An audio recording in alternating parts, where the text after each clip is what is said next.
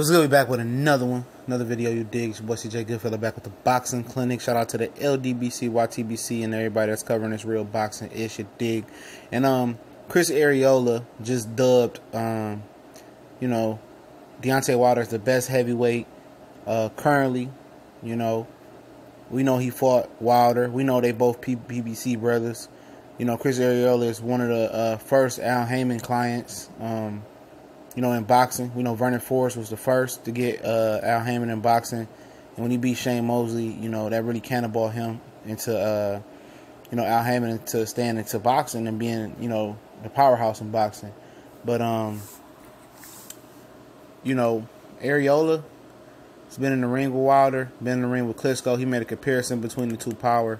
I'll get into that in a minute, but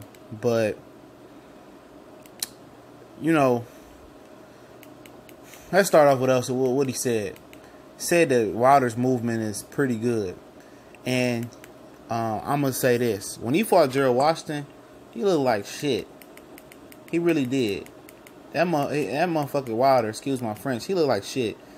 He didn't look like nothing. And I don't think it was Gerald Washington. I think it was a long layoff, the shoulder, the hand injury for him. And I think he took a major step back, in my opinion, in that fight, and then he turns around and has another long layoff now before facing Luis Ortiz, and I don't like that for him. But as far as him at his best and him continue to grow, I've seen a lot of growth from Wilder over the last few fights. I've seen him take shots. I've seen the composure. I've seen the different things from him. Man, I thought he was definitely growing before that fight with Washington, and I just thought it was a huge setback for him.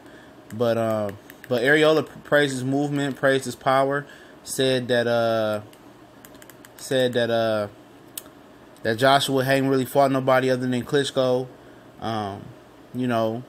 And, he said the last few Deontay Wilder's opponents were impressive. And I agree with him. I've been saying this, that Joshua hadn't been tested. He hadn't fought anybody. And people praise him for the win over Vladimir Klitschko. Vladimir Klitschko just lost to Tyson Fury. So people just erase that out their imagination, that it didn't happen.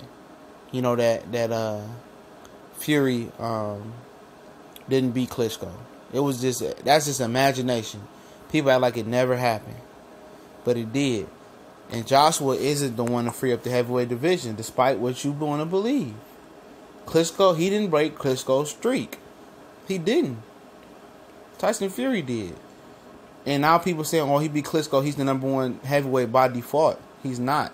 There is no number one heavyweight. All these guys are on the same level. The only reason people identify Joshua is the number one heavyweight because he beat Klitschko and almost got killed by Klitschko. And the simple fact that he's very popular in the UK, he has a large fan base. And that's it. All these heavyweights in the top 3 and 4 are pretty much clustered together. Any of them could beat any of them at any given time. If Parker reached his full potential, he has the potential, he can beat anybody as well. If he starts fighting like a pansy, Wilder can knock out anybody as well. If Joshua and Wilder was to fight, the first guy that probably land a big punch probably wins. I like Wilder's chin better than Joshua, but when you equate Joshua's power, you can see him putting him dead out. And I can see Wilder putting Joshua dead out. Joshua isn't invincible. And I think that's what Chris Arreola is trying to get at. But like I said, he compared Vladimir Klitschko power to Wilder's power. He said Wilder is like a whipping power. It's a whip. I know what he's saying, like that explosive power, kind of like when I compared Thurman to Spence. I did a video on that, talking about who had the better power. And he said Klitschko was a thud in power, a power that tries to punch through your face, And Wilder doesn't do that. Wilder's just a natural puncher. And Klitschko is more of a calculated puncher. He says, Klitschko moves smart. It's always a box move the way Klitschko moves. And I think Deontay Wilder is getting to that as well. Versus Gerald Washington, he looked like shit. You know, he really did. The way he was moving, he looked unbalanced. He looked uncoordinated. Versus Tavern, he was looking more coordinated. Going into the Dunlap fight, he looked he looked more coordinated. Going against the Molina fight, you know, even though he struggled early, he was improving. And that layoff seemed to hurt him. So he needs to get back on track and improving. I don't like the way his base is wide, but Joshua is becoming a clean boxer though. You know, he is. His movement is looking better. He's punching technically. He still looks a little tight and wound up. But, you know, with more repetition and more practice in the gym and more fights, you know, he'll be more comfortable. And I like to see him fight more than 2 times a year. You know, they stunned his growth by, you know, planning for him to fight 2 times a year. But, you know, I always said that I thought Joshua would beat Deontay Wilder, and people forget that because I'm dogging Joshua for being the bitch and dodging Luis Ortiz. I'm trying to make Puev fight when Puev said he ain't fighting because he out of shape and he got manager issues. So they trying to force that fight so they can avoid Ortiz. But, you know,